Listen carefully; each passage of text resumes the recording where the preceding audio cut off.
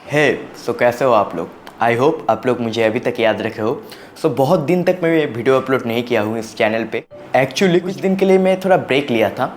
Finally मैं आ गया हूँ आप लोगों के लिए आर्ट वर्क का वीडियो लेके। और दोस्तों, आज का ड्राइंग ट्यूटोरियल काफ़ी ज़्यादा सिंपल होने वाला है। आज मैं माँ दुर्गा का एक क्यूट सा पिक्चर को ड्रॉ करूँगा।